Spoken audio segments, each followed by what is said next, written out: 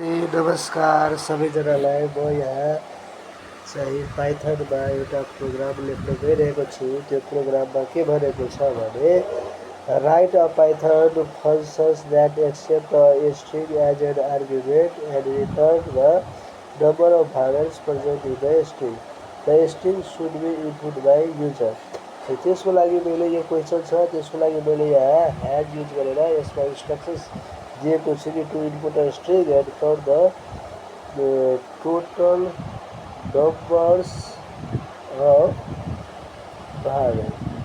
Total numbers of values, त्यो total numbers of भ्यालुजमा हामीले फर्स्टमा चाहिँ अब यहाँ के भनेको छ, युजर डिफाइन्ड फंक्सन युज गर्नको लागि भनेको छ।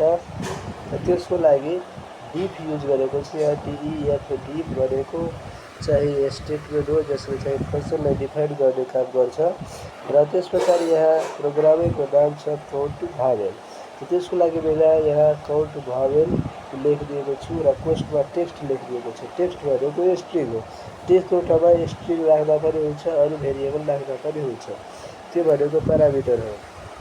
र यहाँ काउन्ट भ्यावेलको ठाउँमा मात्रै भ्यावेल लेखिदिँदा पनि हुन्छ, अर्को अल्फाबेट राखिदिँदा पनि हुन्छ, केही फरक पर्दैन। र त्यस पछाडि त्यसको तल यहाँ भवेल इज इक्वल टु, अब भवेलमा हामीलाई थाहा छ कि भवेल लेटर भनेको AEIOU सानोमा पनि हुन्छ, ठुलोमा पनि हुन्छ। त्यसै कारण यहाँ सानो र ठुलो दिइहालेको छ। त्यो एकैचोटि सानो ठुलो नदिँदाखेरि चाहिँ यहाँ अर्को अप्सन फंक्सन युज गर्दा पनि हुन्छ। त त्यसको लागि हामीले स्मलमा कन्भर्ट गर्नु पर्थ्यो या क्यापिटलमा कन्भर्ट गर्थ्यो। र त्यो नगरेर यहाँ डाइरेक्टली चाहिँ स्मल र क्यापिटल भ्यावेल लेटर यहाँ दिइहालेको छ। त्यस पछाडि काउन्ट इज इक्वल टु 0। अब यहाँ काउन्ट भनेको एउटा भेरिएबल भयो। यहाँ सुरुमा काउन्टको भ्यालु केही हुँदैन, त्यसको लागि 0 हालिदिएको छ। त्यस पछाडि त्योभन्दा तल अब यहाँ चाहिँ लुप स्टेटमेन्ट हामीले एउटा क्यारेक्टर देख्नु पर्यो, हेर्नु पर्यो। र एउटा क्यारेक्टर हेर्नको लागि हामीले फोर लुप यहाँ युज गरेको छौँ।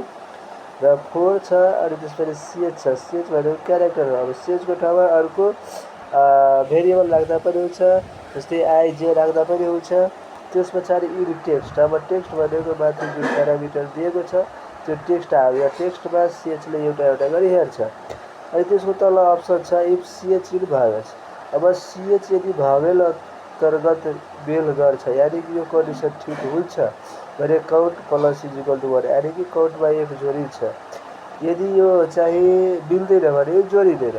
अनि त्यसपछि त्यसको तल यहाँ छ रिटर्न काउन्ट, किनकि क्वेसनमा दिएको छ भने रिटर्न भ्यालु। अब यो काउन्ट यहाँ भेरिएबल युज गरेको छ त रिटर्न काउन्ट हुन्छ। अब रिटर्नले चाहिँ भ्यालुलाई रिटर्न गर्ने काम गर्छ।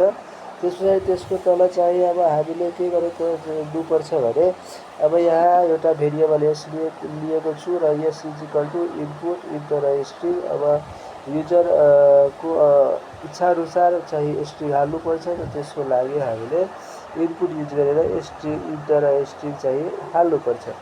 र त्यस पछाडि त अब चाहिँ इनपुट गरिसकेपछि आउटपुट देखाउनु पर्यो। त आउटपुट देखाउनको लागि यहाँ प्रिन्ट स्टेटमेन्ट युज भएको छ। र प्रिन्ट स्टेटमेन्टमा दिएको छ नम्बर अफ भ्यावेल्स। अनि त्यो number of vowels is equal to अब त्यस पछाडि काउन्ट भ्यावेल यस। अब यो काउन्ट भ्यावेल माथिको चाहिँ फंक्सन नेम छ जसले चाहिँ के गर्छ भने भ्यालुलाई कल गरेको छ। र यो एस भनेको तलको लोकल भेरिएबल हो जसमा चाहिँ इनपुट गरेको छ। यसले चाहिँ जुन कुरा हामी हाल्छौँ त्यसलाई चाहिँ यहाँ एक्सिक्युट गरेर प्रोसेस गरेर नम्बर अफ भ्यावेल्स चाहिँ देखाउँछ। यसको लागि हामीले चाहिँ यहाँ एउटा यसलाई रन गराउन गइरहेको छु। त रन गराउनको लागि रन बटनमा थिच्नुपर्छ। यहाँ रन बटन छ, यो रन बटनमा हामीले थिचिरहेको छौँ। र यो थिच्दाखेरि यहाँ के गरेको छ भने यहाँ आउटपुट स्क्रिनमा यहाँ भनेको छ इन्टर स्ट्रिङ।